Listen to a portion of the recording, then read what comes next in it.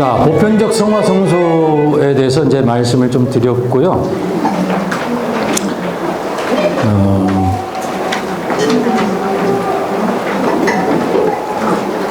그래서 이제 보편적 성화 성소를 다시 조금 요약을 하면, 첫 번째는 모두가 다 거룩함으로 똑같이 불리웠다.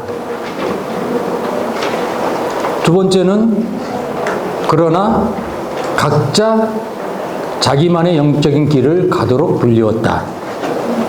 세 번째는 자기가 처한 그런 상황에서 모든 것을 통해서 거룩함의 길을 가야 한다 라고 하는 것입니다. 이게 이제 보편적 성화 성소의 요점입니다. 뭐 시험 보지는 않을 테니까 긴장하지 마시고 잊어버려도 돼요. 자, 세 번째 이제 우리가 생각을 해야 될 것은 제수 프란스칸이잖아요. 먼저 우리는 프란스칸이에요. 프란스칸 성소에 대해서 우리 성소가 어떤 성소인지를 알아야 되겠죠. 그러면 프란스칸으로서 이제 고유함이 있을 텐데 그 고유함이 무엇일까? 그 첫 번째 되는 것은 뭐냐면 거룩한 복음을 실행한다는 것입니다. 복음의 삶이에요. 그러니까 그 이전의 교회 안에서는요, 수도성적인 그런 생활 같은 데서 이렇게 보면 복음 구절을 인용을 하면서 이것은 복음 정신 따라서 이렇게 해야 됩니다 라고 나와 있는 그런 실천적인 지침들은 많이 있었어요. 그러나 그 어떤 그 이전의 규칙도 성프란시스코 이 수도 규칙처럼 딱 처음에 1장 1절이 시작할 때 거룩한 복음을 실행하는 것입니다.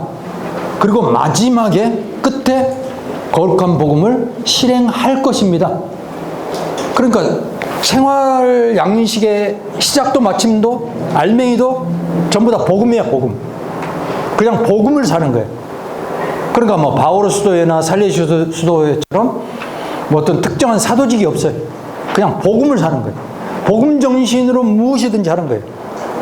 이게 프란스칸 삶이에요. 자, 그럼 여기서 질문을 던질 수가 있어요.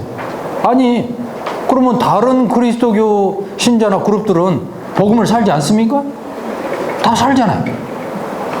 복음을 안 사는 사람들이 어디가 있어요? 복음을 안 산다 그러면 크리스찬이 아니지. 그 여기서 이제 분명히 인식을 하셔야 돼요. 그럼 프란스칸은 뭐가 다르냐? 뭐가 다르냐? 복음을 살기는 사는데. 조금 망설여지는데 이건 좀 친한 사람한테만 알려주는 거죠. 그래, 뭐 조금 친해졌으니까. 첫 번째는 보다 더입니다. 보다 더요. 분도의 회원보다 더. 살레시안보다 더. 그러니까 이것을 뭐라 하냐면 이태리 말로 하면 라디칼리스모. 철저하며.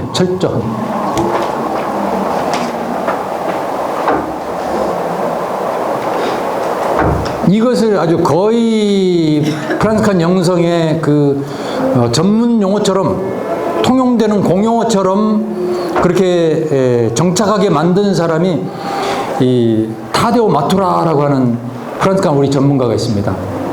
이분은 아주 국적이 다국적이야. 근데 불어도 잘하고 이태리 말도 잘하고 뭐 온갖 언어를 잘하는 분이고, 이 성서를 전문으로 또 하시는 분이고, 성서 비평학적인 방법으로 프란시스코의 글을 분석도 하고 프란시스코 글에 대한 연구도 굉장히 깊이 하신 그런 분인데, 이분이 그런 책을 아예 썼어요. 라디칼리즘. 근데 이게 철저하며 철저. 그러니까 대충 복음적인 삶을 사는 사람들이 아니에요. 그러려면 어떻게 돼야 되겠어요? 복음에 미쳐야 돼요. 근데 아직까지는 5명밖에 제가 미친 사람을 못 만났어요. 우리 프란스칸 중에. 이 중에 좀 비슷한 사람은 한 3분 정도 보이는데 미쳐야 돼, 미쳐. 그러니까 딱 집에 뭐 옛날에 제가 이제 본당에 보좌를 했을 때 가정방문 이렇게 해보면 제일 깨끗한 책이 성경책이야. 관리를 잘해서가 아니라 안 봐. 심지어는 옷장이 기우니까 그 받침대로 괴놓는 사람도 있어요. 이거 하느님을 핍박하는 거지. 그 정도로 성경은 안 봐. 그래 지하철 타가지고 성경책 보고 있는 사람은 거의 100% 틀림없이 개신교신데, 그 우리 신자 중에 열심히 한다는 사람은 묵주. 그나마 요즘은 이제 그것도 좀 모양이 보기가 좀 드물지만, 그런데 개신교 그 교회 주변에는 가면요 가죽으로 된 성경이 다 낡아가지고 그걸 교체해주는 가게가 있어요. 그 정도야, 그 정도. 그러니까 뭐 이 사람들은 막 성경 말씀을 달달달달 외우잖아요. 그 우리 초대교회 한국의 교우촌의 그 신자들도 문맹인데도 복음 성경을 막 외웠다니까. 그게 순교회까지 이르게 한 아주 큰 힘이었죠. 그 애월 지경까지는 아니더라도 복음 말씀을 첫 자리에 해야 돼. 아니 복음 성경을 읽을 시간이 부족해가지고 첼라노 전기를 못 봤다. 아무런 흠이 되지 않아.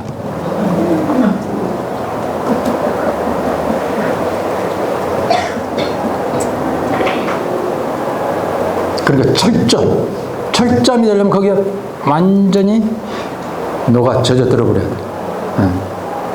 그러면 복음을 공부하고 묵상하고 또 여러분 회칙에 뭐라고 나와 있어요? 뒤에서도 이제 좀 더 구체적으로 말씀드리겠지만, 복음에서 삶으로, 삶에서 복음으로 바빠 왔다 갔다. 너무 바빠야 돼요. 막 역동적으로 계속 복음에서 시작해 나가가지고 돌아올 때 또 복음으로. 이거를 계속 매 순간. 두 번째, 프란스칸적인 고유한 이 복음 생활의 특징은 뭐냐? 그거는 가난을 통한 복음의 증거예요. 다른 방법이 아니에요. 그럼 왜 가난이 거기에 자리 잡고 있을까? 그건 뭐냐면 프란시스코가 만난 그 하느님은, 하느님이 사랑의 처음에 그 만났던 그 하느님은 어떤 분이었냐? 가난한 모습으로 내려오셔서 작아지시고 비우시고 그런 하느님이었단 말이죠. 그게 하느님의 사랑의 방법이라는 것을 온몸으로 프란시스코는 체험을 했어. 그러니까 그의 응답의 방식은 그렇게 받은 사랑의 방식으로 응답을 하는 거예요. 이게 프란시스코의 방식이에요. 복음을 사는 방식은 얼마든지 다양하게 있을 수 있어요. 그러나 우리 프란시스코의 고유한 방식은 바로 그 방식이에요.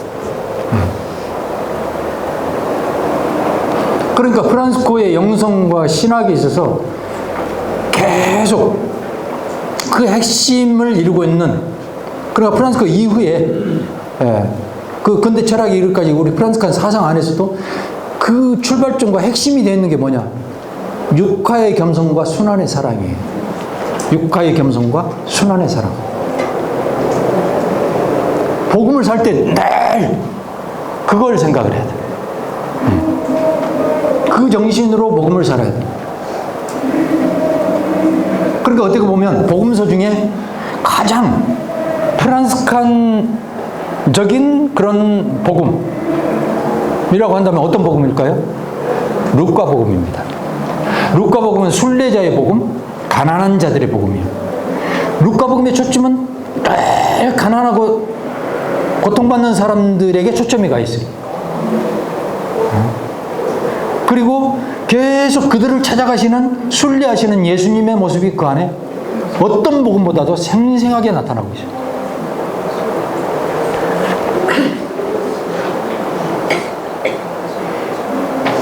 자, 그 다음에 프란시스칸 성소라고 이야기를 할 때 이제 복음의 삶을 살아야 되는데, 그 복음을 사는데 앞서서 출발점은 아까 말씀드린 것처럼 주님의 영을 갈망하여 주님의 영을 내가 지녀야 돼. 어떻게 주님의 영 안에 머물 수 있는가? 그것은 이제 수도규칙 10장에 자세히 나와 있어요. 소극적인 방법, 적극적인 방법, 아주 구체적으로 나와 있어요. 그것은 제가 여기서 말씀을 상세히 드리지 않겠습니다. 자, 그리고 이 가난의 방법으로 산다고 그랬잖아요. 근데 가난이 어떤 가난이냐? 작아지는 가난이에요. 그러니까 자금이라고 하잖아요, 우리가. 가난과 자금은 별개의 영성이 아닙니다. 자금은 가난을 사는 태도입니다. 태도예요. 그러니까 이것을 쉽게 이야기하면 눈높이를 맞추는 거예요. 눈높이. 어떤 보잘것없는 사람이라면 내가 그 밑으로 내려가는 거예요. 프란시스코의 방법은 항상 모든 이게 복종하는 방법이에요. 낮은 데로 내려가는 거예요. 가방끈이 길다고 잘난 체하고, 내가 뭐 조금 더 넓은 평수에 산다고 오두막집에 사는 사람 무시하고, 이거는 아니죠. 어떤 경우에도 차별을 두지 않고 그 자체로 하느님의 선물이요 고귀한 존재라고 하는 것, 그것을 인정할 수 있어야 되는 것이죠. 이 가난에 있어서 제가 뭐 시간이 부족해도 꼭 말씀드리고 싶은 건 뭐냐면, 지난 학술 발표 때도 제가 말씀을 드렸지만, 이 프란시스코를 이제 프란시스칸 전문가들조차도 중에도 프란시스코는 개혁가다 이렇게 표현한 사람이 있습니다. 근데 저는 절대 그렇게 보지 않습니다. 프란시스코는 개혁가가 아니에요. 혁명가입니다. 혁명가.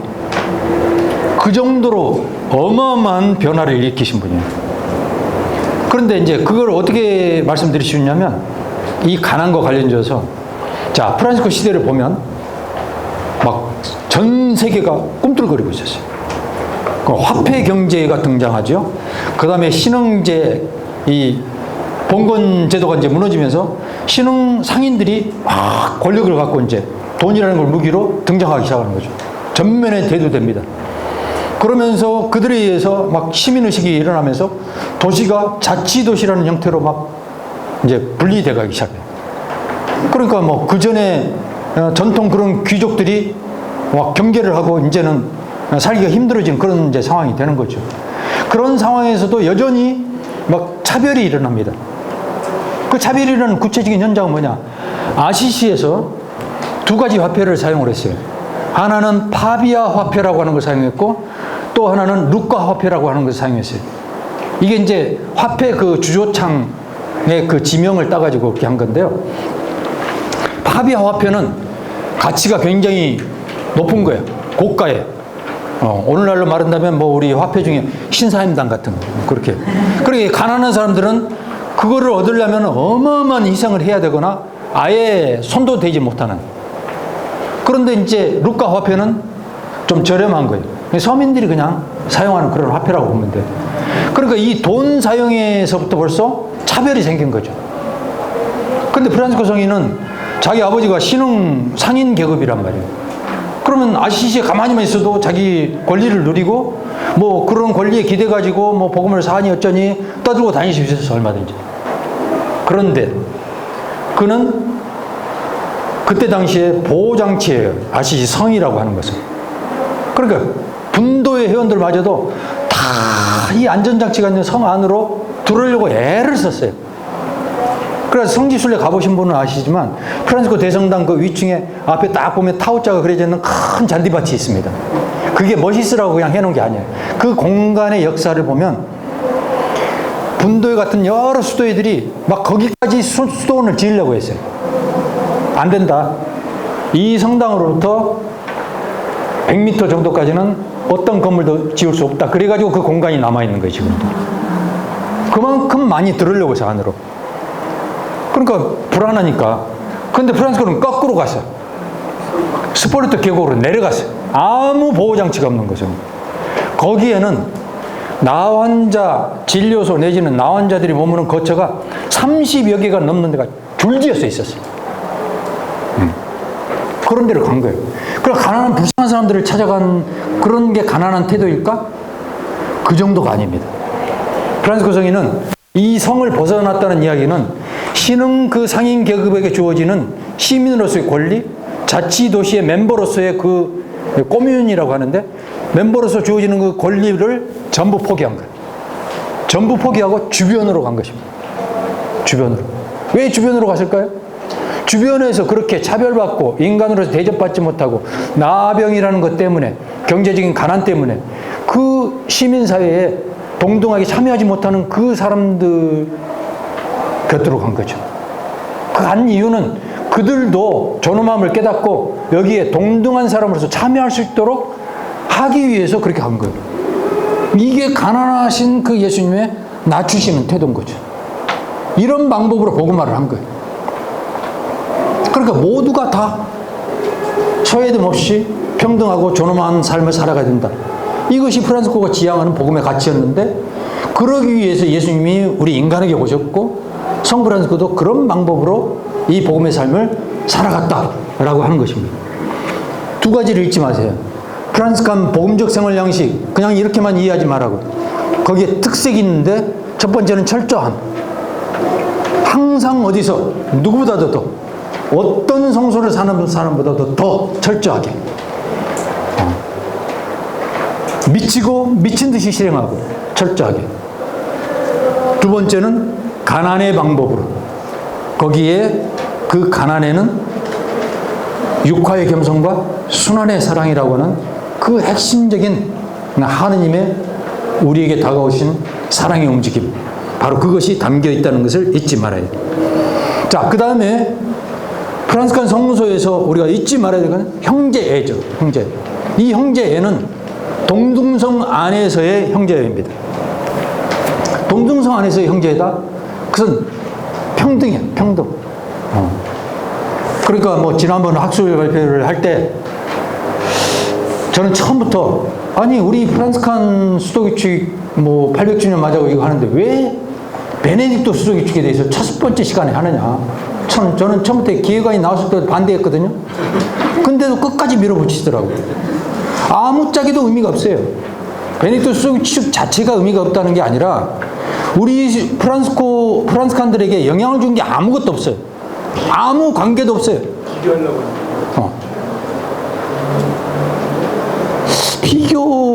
근데 비교를 한다고 한다면 베네딕토 수도규칙이 최초의 수도규칙도 아니고 그 이전에 무려 12개나 되는 수도규칙이 있었고 베네딕토 수도규칙은 그것을 갖다가 철저하게 짝있게 한 거예요. 짝있게 한 거라고. 그럼 그 이전의 것들과도 얼마든지 비교가 가능해요.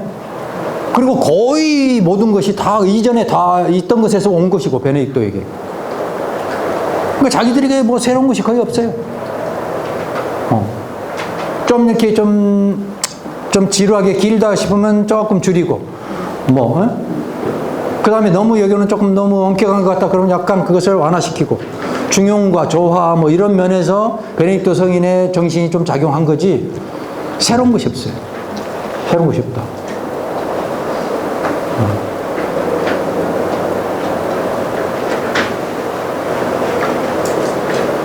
그런데 이제 거기서 발표 내용도 뭐 들으면서 그건 완전히 그거는 그렇지 않은 것을 갖다가 현대적으로 그냥 자기들이 해석을 한 거지. 이렇게 계속 살아서는 안 되겠다 하니까 현대적 정신으로 막 해석을 한 거예요. 근데 본래 수도규칙을 보면 안 그렇거든요. 무슨 뭐 형제를 서로 간에 상호 간에 순종하고 어쩌고저쩌고 한데 내용을 자세히 들어보면 아니야.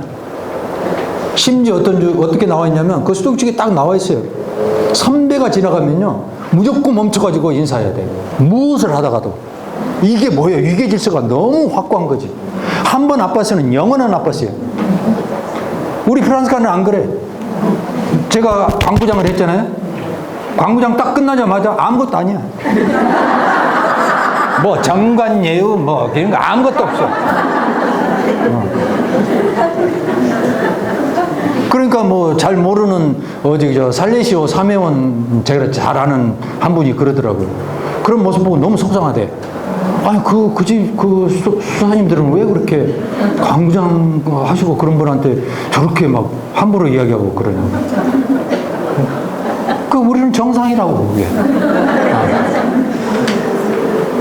그 직책에 대해서도 끝까지 내가 옛날에 그것을 여기 향수 속에 내가 머물러 있다. 그걸 왕년에 한 가락 안 한 사람 어디 있어요? 그것처럼 추한 게 없어요. 그게 바로 가난하지 못한 거죠. 그것도 소유예요, 소유. 여러분들 중에 지금도 옛날에 했던 어떤 직책과 관련돼서 장자 그 호칭으로 이름을 만약에 듣고 있다면 부끄러운 줄 아세요. 그거 못하게 해야 돼. 한국에는 그런데 장자리 붙는 데는 너무 많아. 뭐 1대 회장님, 2대 회장님, 프레시좀 단장님, 우리 회장님, 뭐 많아. 그 사람들은 몽땅 뭐냐? 앞에 거 다 떼고 장님이야. 아니, 그리고 우리 프란시스칸에게는 그 누구도 이해하지 못하는 아주 최고의 극존칭이 있다고. 응? 우리 뭐 연세 많으신 분들 가다 젊은 자매님이 자매님 그러면 싸가지 없습니다. 응? 형님. 또는 제가 제일 듣기 싫은 건 아주 막 여기서 거부감이 드는 건 왕언니. 그게 뭐야 도대체. 형제 자매는요 그냥 우리 형제 자매라는 뜻이 아니에요. 당신은 하느님의 형제 자매라는 뜻이니 극존칭이에요. 이보다 더한 극존칭이 없는 거예요. 그렇게 존칭을 해주는데 싸가지 없이 뭐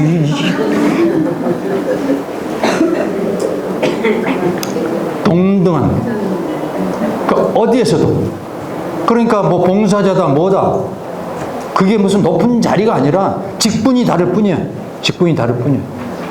그러나 프란스 구성이 아무도 장상이라고 부르지 말 것입니다. 베네딕토에서는 뭐 장상, 무슨 10인장, 선배, 온갖 위아래 계급이 많아. 그래놓고 뒤에 가지고 맨 마지막 72장에 가가지고 서로 간에 순종할 것입니다. 그 서로 간의 순종은 뭐냐면요, 그냥 아바스가 아닌 사람들 사이에 그냥 순종하라, 그 이야기지. 아바스하고 상호 간의 순종? 어림도 없어요. 아바스가 말한 것은 절대적인 명령이에요. 절대적으로 순종을 해야 돼요. 우리 프란시스칸에게는 그런 게 없어요. 그러니까 장상도 순종해야 되고, 또 구성원들도 사랑으로 순종하고, 서로 간에 순종을 해. 상호 간의 사랑의 순종이에요, 프란시스칸 순종은. 근데 가끔 가다가 프란시스칸 순종은 시체 같은 순종입니다. 회장이 하라면 하세요. 그 시체 같은 순종의 역사를 알아야 돼요, 여러분들이. 그건 이 10세기부터 교회 안에서 그 시체 같은 순종이라는 말이 나왔어요. 그러면 이 시체 같은 순종이 어디에 나오냐? 토마스 첼라노 2생애에 나와요. 그럼 우리 첼라노 생애에 나오는데 프란시스칸 순종 아닙니까? 이게 수도의 역사와 변화에 얽혀 있습니다, 이 문제가. 그러니까 프란시스코 성인이 세상을 떠나시고 한 세대가 지난 다음에 2생애가 써졌거든요. 그런데 성인이 살아 계실 때도 문제가 많았는데 떠나시고 나니까 더 문제가 많이 발생해. 그러니까 수도회를 이끌어가는 이 행정 맡은 사람들이 토마스 첼라노한테 주문하는 거예요. 이렇게 순종도 안 하고 이러니 좀 그 점을 강조해서 써달라. 그러니까 프란시스코의 이름을 빌어가지고 마치 프란시스코가 그런 것처럼 시체 같은 순종. 꼼짝 말아라 이거지. 그런 거지. 프란시스코의 뜻에는 그런 순종은 없어요. 물론 처음에 말했던 그 순종이 생애 말년으로 가면서 점점 말이 강해집니다. 강하게 요구를 해요. 그것은 그만큼 많은 문제들이 일어났기 때문에 그렇게 된 거예요. 그러나 그건 성부 프란시스코의 본 의도는 아닌 거예요. 이 형제, 보편적이고 울타리 없는 사람, 이런 사람을 해요. 그리고 프란시스코는 자유, 이 자유. 뭐 단식할 것입니다. 그러나 원한다면 먹을 수도 있습니다.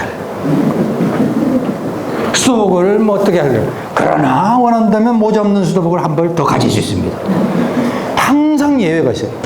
왜냐하면 사람의 신체 조건, 살아가는 지역 다 다를 수 있잖아요. 그거를 존중해 주는 거예요. 근데 언젠가 우리 뭐 제수 프란스코에 어떤 분이 이제 이렇게 결혼 기념일 맞아가지고 옛날 그 결혼했을 때 그거 좀 생각하면서 나 앞으로 좀 더 또 새롭게 잘 살아봐야 되겠다 생각해서 결혼 반지를 끼고 원래에 나왔네. 그 결혼 반지가 거기에 뭐 크지도 않은 다이아가 하나 박혀 있어서 계속 프란시스카인 돼가지고 사치나 부리고 말이야. 엄청 비난을 받았대. 왜 그러냐고. 그 내면의 길고 긴 역사와 사람의 그 의향을 누가 쉽게 몇 분 안에 잣대질을 판단을 할 수가 있겠냐고. 그렇게 대단해? 제발 그러면 안 돼. 네, 각자의 그런 자유를 존중해 줄 수 있어야 돼. 자, 제수 프란시스칸 성소에 대해서 말씀을 드리겠습니다. 자, 제수 프란시스칸 성소란 무엇일까요? 이거는 예를 들어서 제수 프란시스칸이 누구냐 하는 것과 관계 거의 동일한 거라고 말할 수 있죠. 그 제수 프란시스칸이 사는 삶 그런 건데, 그럼 제수 프란시스칸 누구냐라고 누군가가 질문하면 여러분은 뭐라고 답변을 하겠습니까? 내가 이 삶에 살고 싶은데 제수 프란시스칸이 뭐 하는 사람들이에요? 이렇게 말하면 뭐라고 설명하겠습니까? 예수 그리스도의 발자취를 따르는 사람들. 그러면 30점.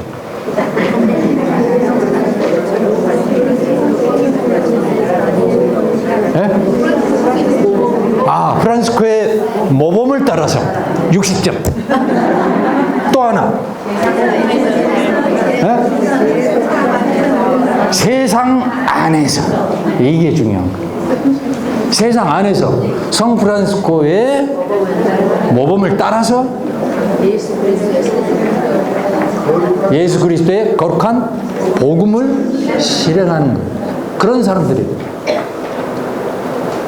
자, 그렇다면 이 고유한 성소는 분명하죠. 그 살아야 될 삶의 내용이 회칙 10조부터 19조. 제가 이건 상세히 설명 안 하겠습니다. 그리고 회환 17조부터 27조. 상세하게 나와 있어요. 너무 친절해. 근데 이렇게 있는데도 제수 프란시스칸 성소가 뭐예요? 어떻게 살아야 돼요? 막 계속 당황해가지고 막 어떻게 살아야 될지 모르고 혼란에 빠져서 그렇게 혼수 상태로 살아다니는 그 사면들이 있어요. 이 구체적인 게 있다고. 이거 봐야 돼. 그러니까 회칙이나 회원은 단순한 법 규범이 아니에요. 여러분들이 어떻게 살아야 되는지 생활의 길잡이고 영성 지침이고 그렇습니다. 그러니까 잘 읽어봐야 돼요. 그런데 요즘 보면 갈수록 안타까운 게 그래요. 제가 뭐 회칙 해설서도 쓰고 회원 뭐 번역이나 양성 교재 뭐 다 지금 단계별로 나올 때 감수 상세하게 문제가 없는지 다 수정해주고 이런 작업을 이렇게 하다 보니까 수도 없이 질문을 받습니다. 수많은 것에 대해서. 그런데 바로 이제 이런 부분에 대해서도 묻는 거예요. 뭐 어떻게 살아야 되나? 회원에 다 있다고. 회원. 그런데 이제 갈수록 문제가 되는 게 뭐냐면 이런 삶을 어떻게 살아야 되냐 이런 질문보다도 갈등이 생기고 서로 싸우면서 자기의 정당성을 주장하기 위해서 나를 이용하려고 하는 사람들이 있어요. 내 전문가한테 물어봤더니 이러더라. 꼼짝 마라. 이렇게 하려고 물어봐. 이제는 그런 거 답 안 한대. 제가. 그러니까 자꾸 이런 거 뭐 무슨 자기 합력, 그 아전 인수격으로 또 해석을 해. 그런데 이거는 명확하거든요.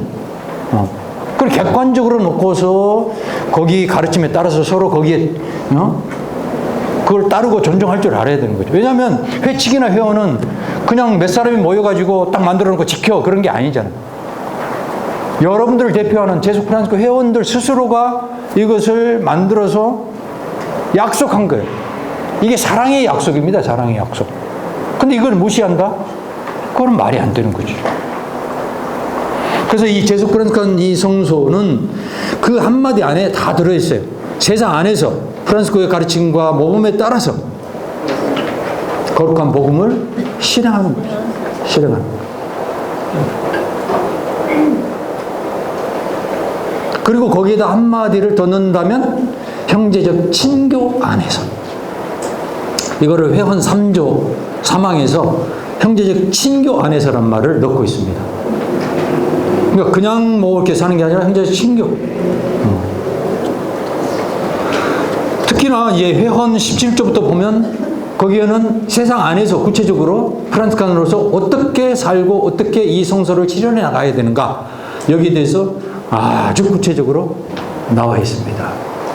이제 이전과 관련해서 제가 구체적인 이 회원의 내용을 일일이 말씀드리는 것보다도 큰 줄기 하나를 꼭 짚고 넘어가고 싶은 것은 뭐냐면, 이 세상 안에 있다라는 사실을 아주 깊이 자각할 필요가 있다. 그럼 세상 안에 그냥 살아가는 게 아니죠. 그 세상 안에서 프란시스코의 정신을 가지고 복음을 실행하는 구체적인 실천을 하면서 삶을 살아야 된다는 거예요. 그렇다면 이 세상에서 벌어지고 있는 일에 대해서 깊은 관심을 가져야 돼요. 자, 어떤 분이 저는 무슨 이 정의구현 사재단도 아니고 또 그렇다고 무슨 빨갱이도 아니고, 그런데 간혹 가다가 사회교리 한마디 이야기하면 쫓아와가지고 당신 빨갱이 아니냐고 이렇게 따지는 신자들이 간혹 있어요.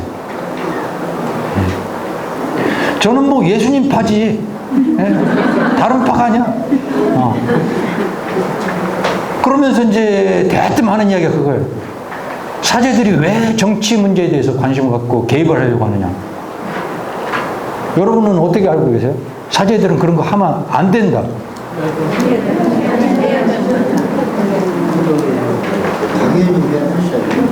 당연히 하라는 거예요. 지금 우리 프란시스코 교황님은 이런 정의를 위한 정치 참여는 가장 최선의 자선 행위다, 이렇게 이야기를 해요. 그리고 심지어는 봉쇄 수녀원에 가가지고도 길거리로 나가십시오, 이런 말을 하셔요. 왜 그러냐? 정치, 경제, 무슨 것이 됐든 국가에서 일어나고 있는 모든 그런 행위들은 인간의 존엄과 정의와 공동선과 무관한 것이 하나도 없어요. 누군가가 경제의 어떤 행위로서 어떤 자본가가 잘못 행동을 했다, 그러면 아니오를 이야기할 수 있어야 된다고요.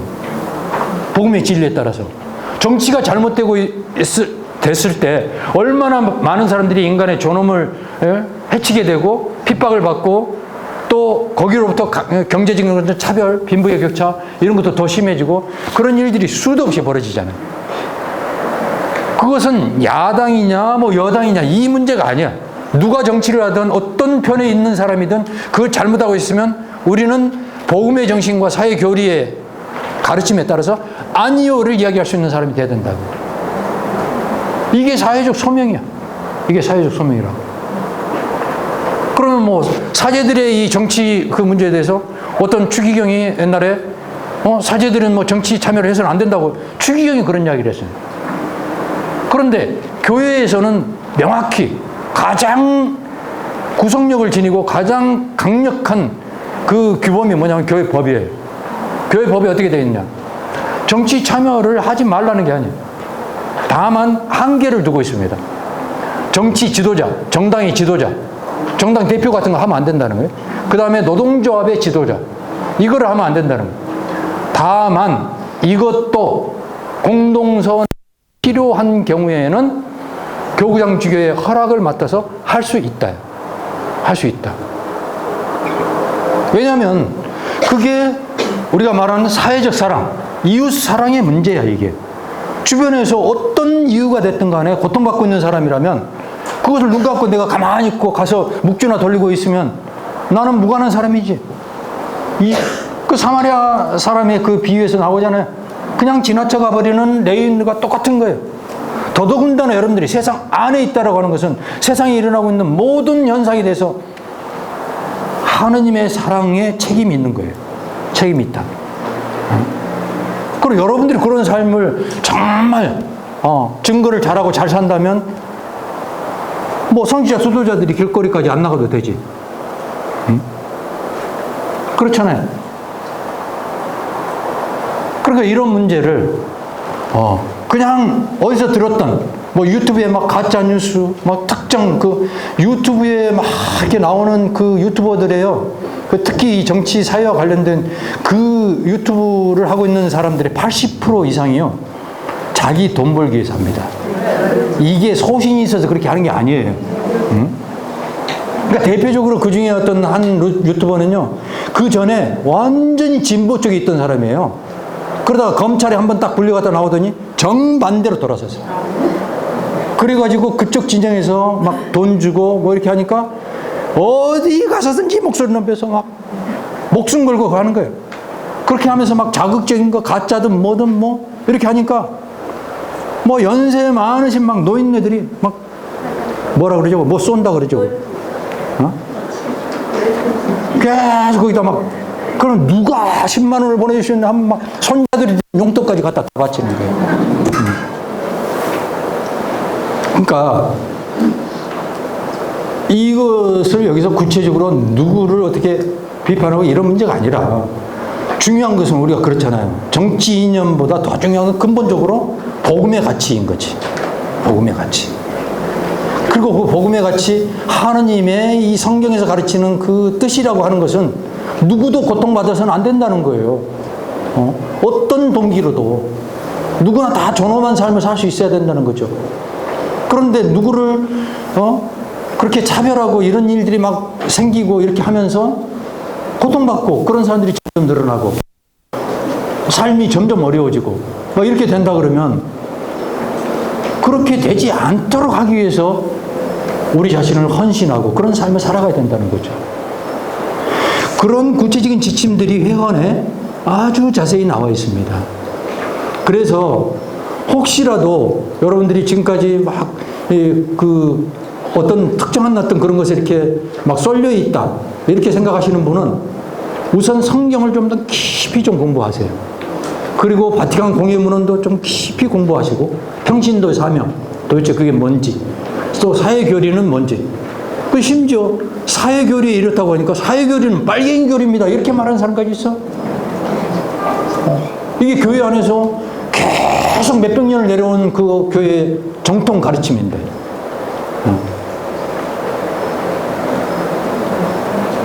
그래서 조금 속이 꽉 차고 그 안에서 스스로 분별력을 기르는 그리고 세상에 떠오르는 그런 뉴스에 대해서도 정말 주의 깊게 봐야 돼요. 여러 채널들을 함께 비교를 해보면서 어떤 게 진짜 사실인지 카더라가 아니라 카더라가 아니라 심지어는 예를 들어서 CNN에서 이런 뉴스를 했습니다. 듣는 사람들이 영어를 아나? 근데 거기서 나오고 있는 영어 내용하고 전혀 다른 내용을 자막에다가 탁 달면서 이렇다라고 CNN에서는 이렇게 이야기했다. 그걸 그대로 받아들여. 심지어는 저한테까지 막 보내주는 사람들이 있습니다. 이제 그런 것에 속아 넘어가면 안 된다는 거죠. 그러니까 그런 매체에 대해서도 분별력을 가져야 되고 좀 우리 프랑스관들은 좀 묵직했으면 좋겠어. 어디에 쉽게 휘둘리는 그런 사람들이 아니라 올바른 그 가치에 좀 집중할 수 있는 그런 사람들이 되었으면 좋겠다라고 하는 거죠. 자, 그럼 어떻게 이제 성소를 강화할 것인가? 이 부분을 지금부터 좀 말씀을 드리겠습니다. 뭐 성소를 좀 강화를 한다는 것은 어떻게 더 잘 살 수 있을까? 뭐 이런 문제잖아요. 자, 첫 번째는 제일 중요한 것은 무엇보다도 하느님과의 깊은 만남이에요. 깊은 만남. 기도, 복음, 지극히 거룩하신 몸을 우리가 온 마음과 정성을 다해서 모심으로써 일치하는 거죠.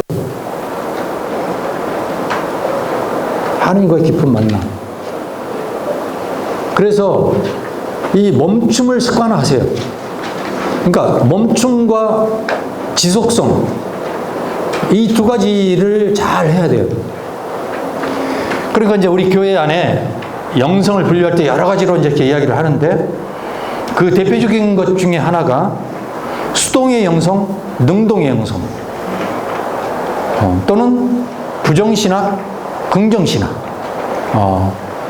이런 두 가지 라인을 이야기를 합니다. 그럼 이제 수동의 영성이라는 건 뭐냐? 수동의 영성은 내가 무엇을 생각을 전개하고 내가 무엇을 행하고 하는 게 아니라 오시는 주님을 내가 맞아들이면서 그분 앞에 내가 시간을 내어드리고 그분이 주도권을 잡고 나를 이끌어 가시는 거예요. 이것은 매우 중요한 거죠. 그런데 어떤 사람은 평생 수동의 영성만 사는 사람이 있어요. 그냥 주님이 알아서 해주시겠지. 아무것도 안 해. 그냥 예. 그리고 한다는 게 가서 그냥 맨날 저기 조용한 데 가서 기도만 하고 그 사람도 안 만나고 계속 이래. 수동의 영성. 이렇게 사는 사람은 절름발입니다. 그 능동의 영성을 살아야 돼. 능동의 영성은 적극적으로 하나님이 어떤 분이신지 내가 알려고 하고 찾으려 하고 그분의 사랑을 실행하고 이런 적극적인 내 편에서의 행동, 주도적인 그런 생각과 움직임 이거죠. 그러면 어떤 사람은 평생 능동적인 영성만 살아. 이런 영성이 치우쳐서 이렇게 살아가는 사람을 뭐라고 하느냐? 나댄다라고 이야기해요. 나대는 거예요. 그렇게 되면 그것은 자기 힘에 의해서, 자기 의지에 의해서 신앙생활을 하다가 끝나버려요. 그러니까 그렇게 되면 어떤 꼴이냐면, 우리 영성생활에서 늘 이제 그 이야기를 해요. 영신의 수레바퀴. 수레바퀴가 두 개가 있는 마차나 똑같아. 하나님께 가려면. 이 두 개가 함께 굴러가야 돼. 그런데 하나는 멈춰있고 하나만 작동을 해. 능동의 영성만 계속 작동을 해. 그러면 어떻게 되겠어요? 제자리 뺑뺑 도는 거예요. 뺑뺑 돌아. 제자리 그래. 썩는 거지. 이 두 가지가 균형 있게 가야 돼. 그러니까 이것을 내가 기도하면서 나를 살펴봐야 돼. 내가 지금 너무나 많이 활동을 하고 지쳐있구나. 아, 이때는 수동의 영성을 살라는 표시구나. 그래서 멈춰야 돼. 네? 멈추고 내 안에 메말라 있는 사랑을 채우고 하느님이 어떤 분이신지도 다시 한번 멈춰서 바라보고 하느님 앞을 향해 가고 있는 나의 모습은 어떤지도 다시 비춰보고 이런 시간을 가져야 된다고. 또 내가 이쪽에만 너무 이렇게 멈춰 있으면 이제 좀 사랑을 적극적으로 실천해야 되겠구나. 능동의 영성을 그때는 살아야 되는 순간이. 이것이 순간순간 이렇게 보면서 내가 스스로의 고유한 리듬을 만들어야 돼. 리듬. 이게 자기 관리를 하는 거예요. 영성생활에 있어서. 그렇게 하지 않으면 내가 지금 뭐 하고 있는지 어떻게 하고 있는지 허둥지둥 되는 거예요. 저것도 해야 되고 이것도 해야 되는데 그러다가 맨날 제자리 도는 거죠. 그렇게 돼서는 안 돼요. 그래서 이 기도, 하나님과의 만남의 시간, 바로 그것은 그 순간을 올바로 직시하고 분별하고 또 내가 어떻게 가야 할지를 다시 한번 재정비하기 위한 그런 시간이기도 한 거죠. 재창조의 시간인 거예요. 이 시간을 통해서 우리는 성소를 강화할 수 있는 근원적인 힘을 얻게 되는 것이고 올바른 인식을 갖게 되는 것이에요. 두 번째로는 자기 인식입니다. 자기 인식. 그러니까 내가 누구인가를 분명히 알아야 돼요. 자, 여기에는 정체성과 소속감이라고 하는 것을 강화하는 것입니다. 그러니까 자기 인식이라고 하는 것은 크게 이제 두 가지 측면이 있는 거죠. 자기 인식, 나의 현주소야. 내가 어떤 내 안에 빛과 그림자가 있는가, 또 나에게는 어떤 특성이 있는가, 이것을 아는 차원이 있는 거죠. 이것은 개인적인 차원에서 이제 이루어지는 거예요. 그러나 또 다른 자기 인식이라고 하는 것은 관계 안에서의 인식이야. 그게 바로 소속감과 정체성입니다. 자, 제수 프란스칸으로서의 이 정체성, 나는 누구인가? 이것을 분명히 알아야 되겠죠?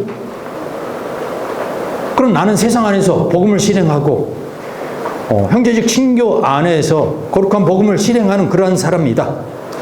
이것을 분명히 인식해야 돼요. 그럼 내가 그런 인식하는 사람으로서 그 정체성 안에서 말하고 행동할 수 있게 되는 거죠. 근데 이것을 까마득하게 까먹고 살게 되면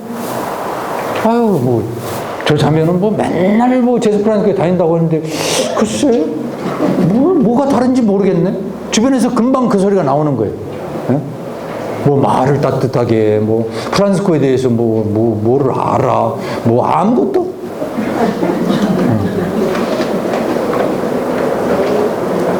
그러니까 이 정체성, 그런데 이 정체성이라고 하는 것은 소속감과 굉장히 밀접한 관계가 있어요. 동전의 양면이에요. 내가 프란시스코의 이 정체성이 강해지면 강해질수록 소속감이 강해져. 아, 나는 여기에 속한 사람이구나. 이 형제의 삶에 내가 나를 투신해야 되겠구나. 함께 이 삶을 잘 살아봐야지. 이런 소속감이 생기는 거예요. 그러니까 왜 회원들이 왜 출석을 잘 안 하는가? 형제 생활이 협조적이지 않을까? 이건 무슨 문제겠어요? 정체성이 희박해져 있다는 이야기예요. 소속감을 강화시키려고 하면은 바로 이런 정체성을 더 잘 인식하고 그 정체성을 잘 살 수 있도록 여러 가지 계기를 만들고 도움을 주고 이렇게 해야 되는 것이죠. 그렇게 하면 정체성이 깨어나기 시작하면 소속감이 생겨요. 또 정체성을 더 키워주는 그 한 가지 방법도 소속감을 점점 키워주는 것도 역으로 하나의 방법인 거죠. 그 소속감을 키워준다는 이야기는 뭐겠어요? 오면 원래 때 와.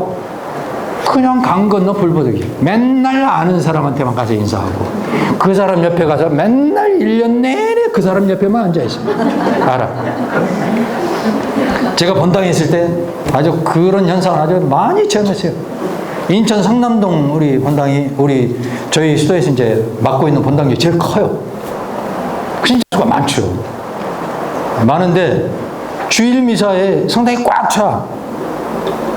그럼 딱 그 다음 주에 형제님 지난주에 안 오셨대요. 그러니까 깜짝 놀라는 거예요. 그 많은 사람 중에 자기가 안 오지를 어떻게 알았냐. 그 사람 앉는 자리는 똑같거든. 다른 사람이 앉아 있으니까 금방 표현하지 알지.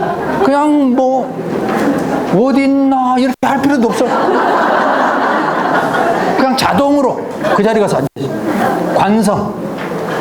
자기 그냥 친한 그 감정의 작은 울타리 안에서만 맨날 맴돌아. 다른 사람이 보이지를 않아. 프란시스칸으로서 형제적 친교를 산다는 것은 그 사람의 역사 안으로까지 들어갈 수 있어야 돼. 저 사람이 얼굴 표정이 이렇다. 그러면 왜 그럴까?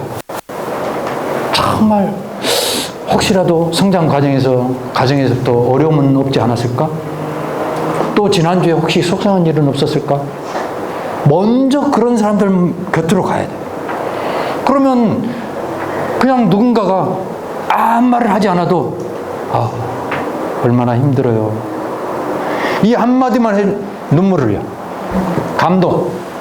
그럼 그 사람 마음 안에서 무슨 생각이 들겠어요? 여기가 내 고향이구나. 내가 여기 집이구나. 그러면 그 다음 주에 또 거기를 가고 싶지? 맨날 뒷각 같은 사람이 먼저 와서 앉아 있는 거야. 왜 그러겠어요? 그 따뜻한 환대 이 사랑이 자기에게 힘을 주는 것이거든. 그게 소속감을 키워주는 거예요. 그런데 강 건너 물 보듯이 다 사사건건 사람들마다 누가 뭘 잘못하나 이것만 보고 있어. 10가지 중에 8가지 잘못이 계속 반복돼도 그것을 고치는 방법은 그걸 지적질하는 게 아니에요. 그 2가지를 더 자주 더 적극적으로 칭찬해 줄 때 나머지 8가지가 점점 7가지, 6가지, 5가지 없어지는 거예요. 여러분들 아이들 교육해 보셨잖아요. 베드로야, 너는 왜 그 따위로 신발 좀 똑바로 못 나? 집에 들어올 때마다 말이야. 엄마가 얼마나 고생한 줄 알아? 쓰레기 갖다 버려. 듣기 싫어. 그런 거 안 하면 가만 놔두고 오늘 힘들었지? 먹고 싶은 거 없어? 이런 말 한마디 해주면 그 다음날 말하지 않아도 엄마 내가 할 거 없어. 이렇게 나오는 거예요. 이거 보니까 수도자들도 똑같더라고. 그런 거예요. 이 안에 있는 누구나 다 존중받고 싶고 인정받고 싶은 그 자아가 있거든. 심지어 어떤 심리학자는 대화도 그런 걸 느낀대. 그러니까 그런 형제가 될 때 그렇게 하는 거죠. 소속감. 그리고 이 소속감은요, 공동 참여와 공동 책임을 지는 방식에 대해서 신경을 써야 돼. 그러니까 맨날 원래만 되면 회장님 먼저 나와서 다 마이크 잡고 한 10분 이야기를 해. 그러더니 또 그 다음에 또 뭐 나와서 구역장이 맨날 똑같은 사람 가봐야 좀 일을 분담시켜. 계속 돌아가면서 구역도 무슨 형제 무슨 행사가 있고 하면 다 골고루 참여할 수 있는 길을 계속 해야 돼. 그래야 여기가 우리 집이구나. 그리고 관심도 갖고 함께 참여를 하게 되는 거지. 근데 일할 때마다 내가 들어갈 자리는 아무 데도 없어. 정말 힘이 없는 그런 분이라 하더라도 좀 힘드시겠지만 여기 물병 이거 하나만 이쪽으로 조금 뭐 옮겨주세요. 그 사람이 할 수 있는 일을 찾아서 하게 만들어주는 거예요. 제가 유학 시절에 로마의 수도원에 있을 때 제가 정말 그 감동적이었던 게 연세 많은 그 수사님이 있었어요. 근데 이분이 하는 일이 그 기도하러 딱 오면 그 기도하는 가대에 불을 켜는 거예요. 전기불 딱 켜고 초를 딱 켜는 이게 그분의 일이었어요. 근데 이제 몸이 더 아파지니까 그 다음에는 그냥 앉아가지고 마지막 사람들 나갈 때 문 하나 닫는 거예요. 근데 점점 조금밖에 할 수 없어. 그러나 원장이 그것을 절대 말리지를 않아. 그 사람이 기쁘게 봉사할 수 있도록 놔두는 거예요. 근데 그 아프다고 해가지고 이거 하지 마세요. 저 가서 쉬세요. 뭐 계속 이래봐요. 소외감 느끼는 거예요. 그러니까 지금 우리 일에도 제가 이제 나이 먹어가면서 보니까 아니 충분히 건강하고 뭐 할 수 있는데도 60세만 넘어도 뭐 일을 안 줘. 뭐 저는 뭐 일을 안 줘도 외부에서 막 이것저것 하고 뭐 책 쓸 것도 있고 막 그래가지고 일이 많은데 근데 뭐 전화 그러지 뭐 다른 사람은 그런 게 아니에요. 그러니까 이거 참 그냥 외로워. 그 연세 많으시고 아침에 와가지고 이렇게 식사를 해도 잘 주무셨습니까? 가서 묻는 사람들 그 소속감을 느끼겠냐고. 또 그 나이에 그렇다고 수도원을 떠날 수도 없어.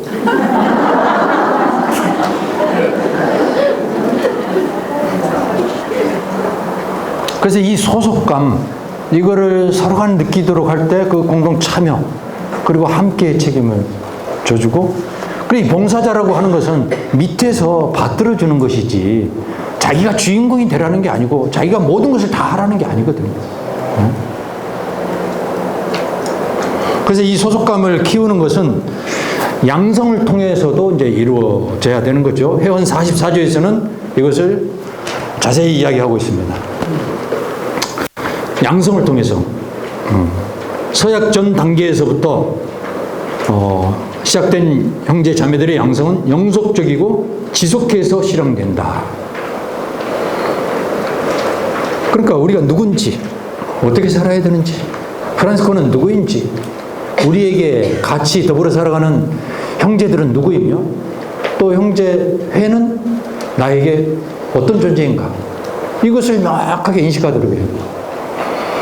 그러니까 이제 이 현대 사회는 뭐 자극과 감성 막 이런 것들에 의해서 사람들을 많이 막 움직여요. 그런데 정말 저는 영성의 삶을 성숙하고 어떤 어려운 가운데서 흔들리지 않고 잘 살아가려면 정말 중요한 것은 지성적 무장이라고 생각을 해요. 지성적 무장. 그것은 뭐 박식한 존재가 된다는 것이 아니에요. 그런 지혜를 통해서 내가 인식을 확고하게 하는 것이죠. 그러니까 이 지성에는 뭐가 있냐면 역사를 잘 알아야 돼요. 왜냐하면 특히나 우리 프란시스코는 800년의 역사잖아요. 800년의 역사 안에 형태만 다를 뿐 지금 일어나고 있는 모든 문제들이 다 드러났어요.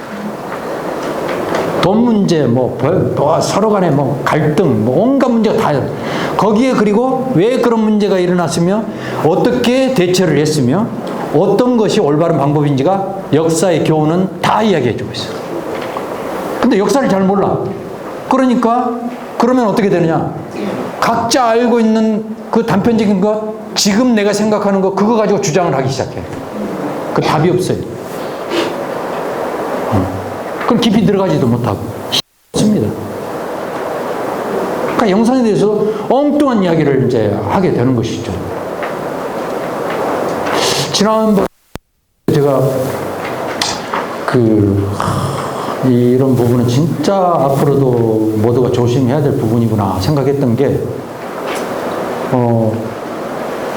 이제 프랑스 혁명이 자유, 평등, 그 다음에 또 하나 뭐예요? 이념, 3대. 옛날에 이제 박애라고 했는데 이게 번역이 잘못됐대요. 박애가 아니고 우애라고 해야 된다. 이게 지금 서양 사상사나 뭐 이쪽에 연구하신 분들은 우애라고 해요. 근데 이게 우리 프란시스코의 중요한 정신에 다 들어가 있거든. 자유, 평등, 형제. 그러니까 우리 프란시스칸 정신이 프랑스 혁명에 지대한 영향을 미쳤다. 이렇게 생각할 수 있어요. 근데 놀랍게도 우리 그때 발제하신 우리 사명은 프랑스의 역사학자, 그분이 와가지고 하는 이야기가 그 어떤 역사적 근거도 없다. 그래가지고 제가 그 뒤로 프랑스 혁명에 관한 책을 무려 5권이나 읽었어요. 그냥 알고 있는 것 가지고는 안 되겠다. 봤더니, 아니, 500년, 600년 지난 뒤에까지 프란시스코 그 영성이 지대한 영향을 미쳤다고 할 수 있을까? 전혀 그렇지 않아요. 그 프랑스 혁명의 배경과 거기에서 주장했던 이 이념에 그 추구하고자 하는 방향, 성격이 전혀 달라. 그리고 프란스 구성인도 그런 정신을 처음으로 주장하거나 그런 사람이 아니거든. 그러니까 자칫 잘못하면 우리 것이 좋다 그래가지고 아전인수격으로 전부 우리의 영향을 받았다, 우리하고 관계있다, 이렇게 주장하기 쉬운 거죠. 그러나 역사학자는 아주 냉정했어요. 아니다. 그게 관계가 뭐 있었더라면 서양에서 연구가 이미 있었을 건데 연구된 바도 없고 역사적 사료도 없다. 그분도 제수프란시스코 회원인데 왜 우리 편 들고 싶지 않았겠어요? 아닌 건 아닌 거예요. 그래서 역사를 분명히 알아야 되고, 또 우리 영성이 무엇인지에 대해서 정말 잘 알아야 돼요. 그러려면은 특히 양성하시는 여러분들은 성서의 글, 다른 전기가 아니라 글을 잘 알아야 돼요. 이게 가장 중요한 거예요. 이분의 글이니까. 그 다음에 전기에 대해서 이야기할 때는요, 제발 장꽃송이 앞세우지 마세요. 언덕의 거울 앞세우지 마세요. 이것은 아주 맨 뒤에 참고로 그냥 보는 것이지. 왜 그러냐면요, 전기들은 매우 복잡합니다. 그래서 어떤 전기가 처음으로 쓰여졌고 그 전기에 어떤 영향을 받았고 이 연관관계가 다 있어요. 그리고 그 전기를 쓴 사람이 특정 성향을 지니고 쓰는 경우들이 있어요. 그런데 완덕의 거울이나 장꽃송이 같은 것은요, 특히 영적인 형제들에 의해서 쓰여졌어요. 그러니까 그쪽으로 치우쳐 있는 거예요. 그런 전기를 우선에 앞자리에 두면 안 돼. 장꽃송이를 읽으면 아주 드라마틱하고 막 감동적이고 막 확 쏠리죠. 그러나 프란시스코의 본 모습을 전하는 것은 그거 가지고 하면 안 된다는 이야기.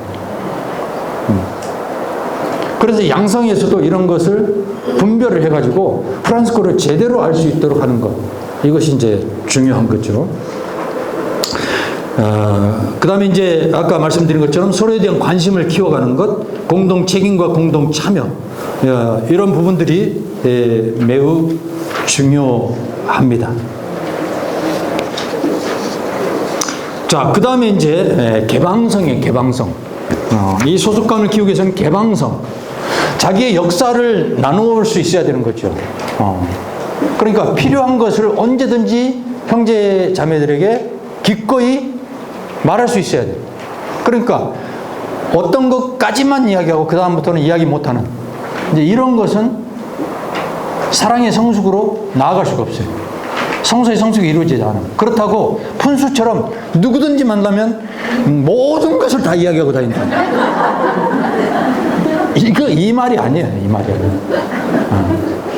누군가에는 그러니까 이 개방성은 두 가지 측면인데, 누군가의 이야기나 삶도 내가 들어줄 수 있어야 돼요.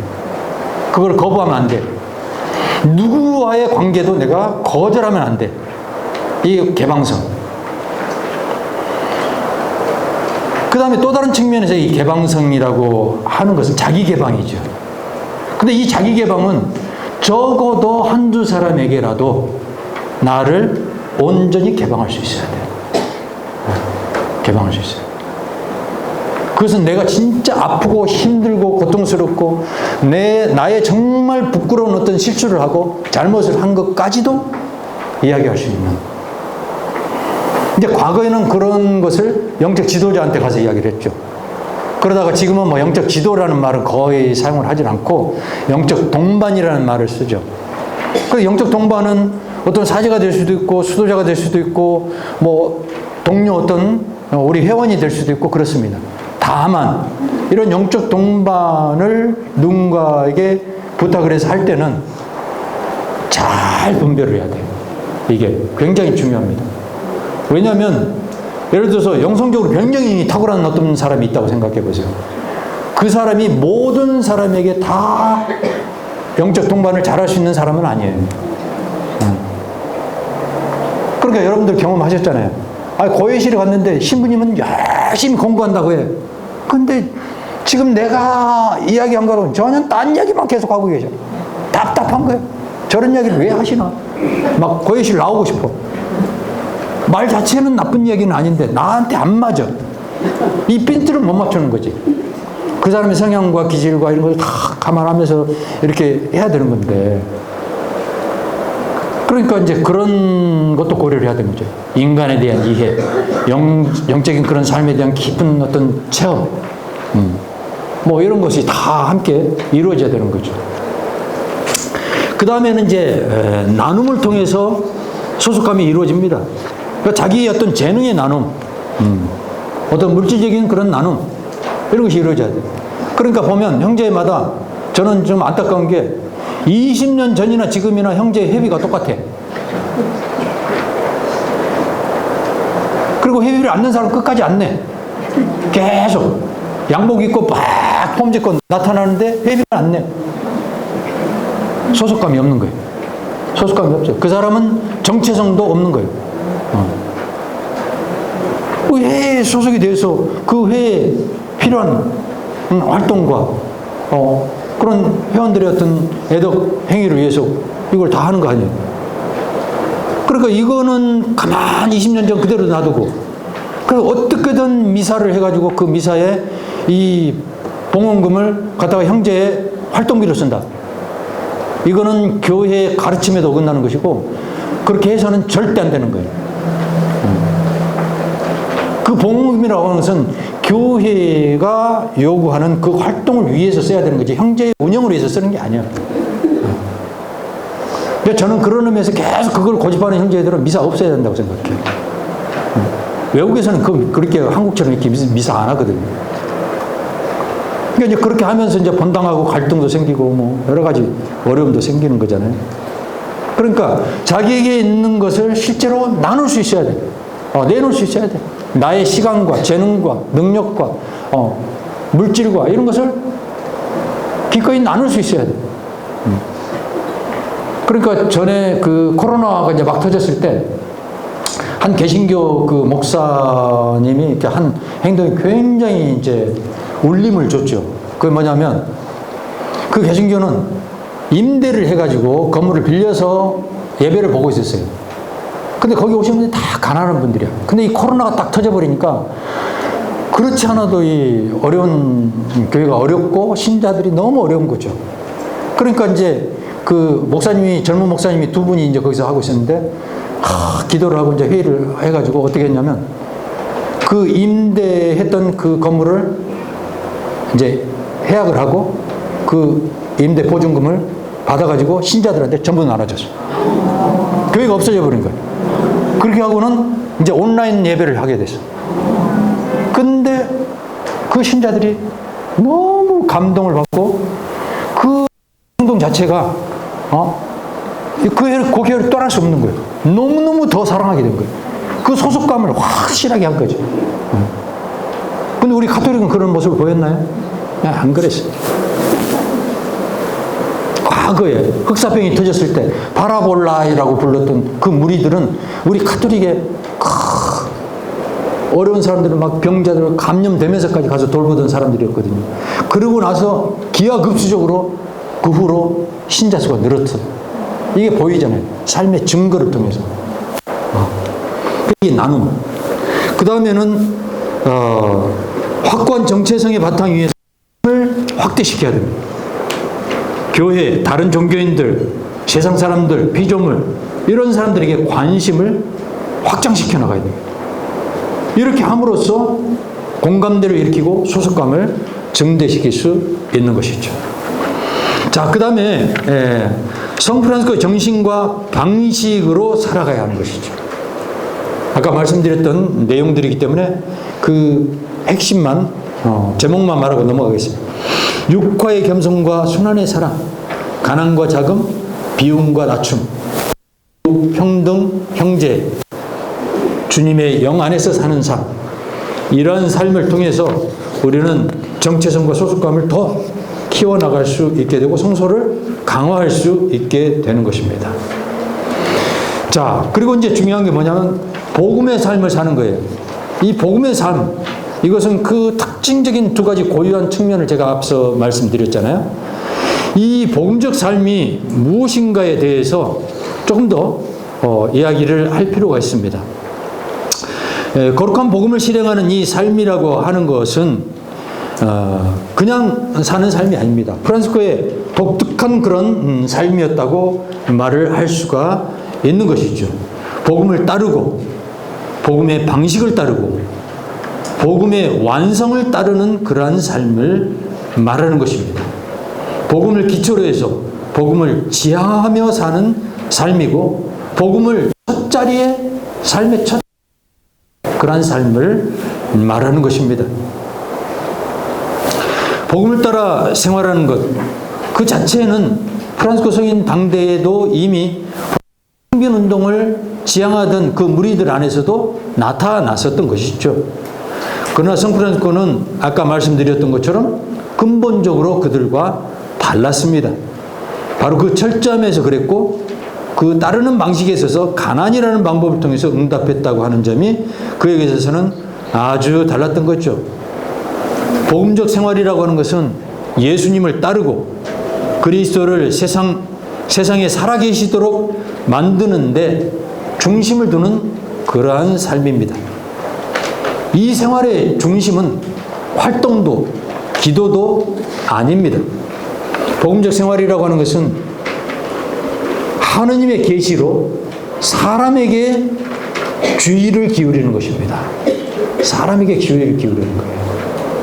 그러니까 프란시스코 성인을 최초의 르네상스인이라고 말하는 이유가 여기에 있습니다. 프란시스코 그 당대에도 사람들은 프란시스코 때 이르기까지 초점이 어디가 있었냐면 그리스도의 신성에 가 있었습니다. 그리스도는 초월적인 분이시고 하느님이시고 그런 분으로 생각되고 있었어요.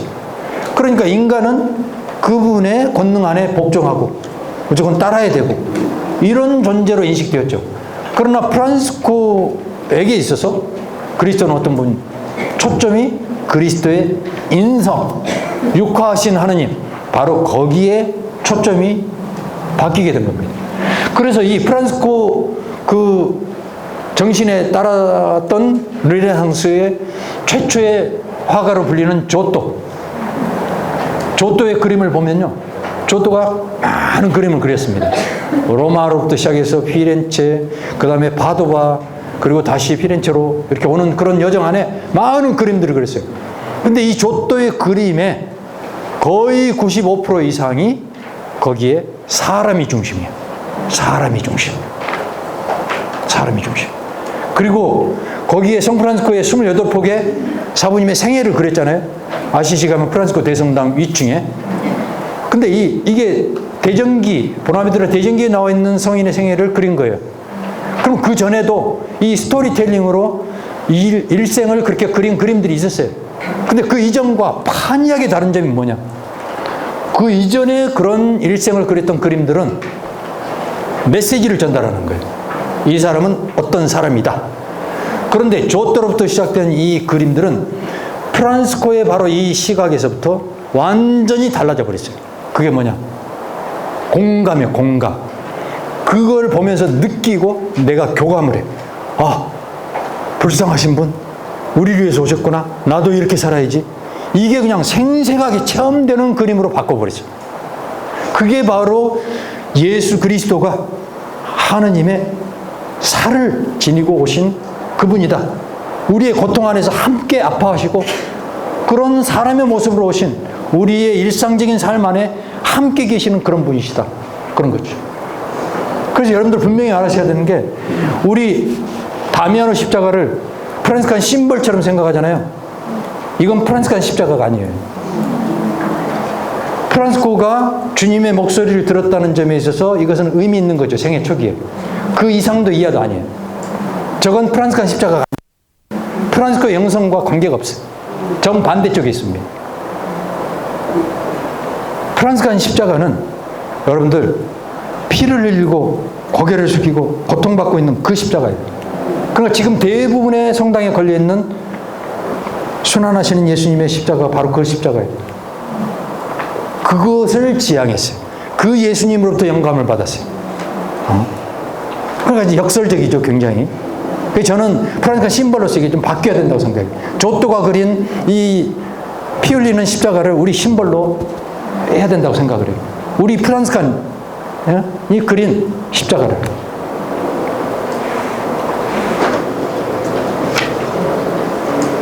그래서 이 복음적 생활이란 항상 사람에게 관심이 가 있는 거다라고 하는 거죠.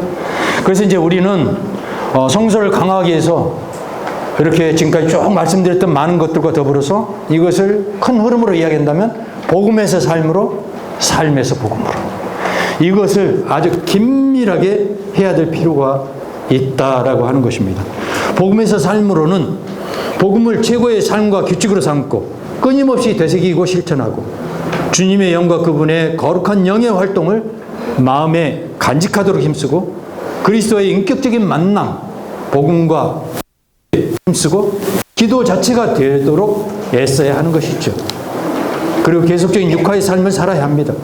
그리고 삶에서 복음으로는 감사와 찬미의 삶을 통해 회개를 해야 하고 하느님 외에는 아무것도 바라지 않는 가난의 삶, 그리고 기쁘게 생활하고 더욱더 작아지는 삶의 자세로 모두를 섬기는 것, 모든 것을 되돌리고 모든 존재를 형제로 받아들이는 삶, 정의와 평화의 조성자로서의 삶을 살아갈 때 우리는 그 성소에 충실할 수 있고 더 성소를 강화시키면서 행복한 제수 프란시스칸의 삶을 살아갈 수 있게 될 것입니다.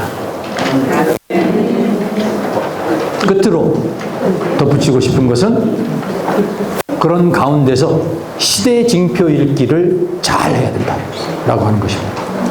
지금 시대 안에서 일어나고 있는 많은 문제들, 지금 이라크, 이스라엘 계속 전쟁으로 지금 7,000명 이상이 죽어갔잖아요. 또 어린 아이들이 얼마나 많이 죽어갔어요.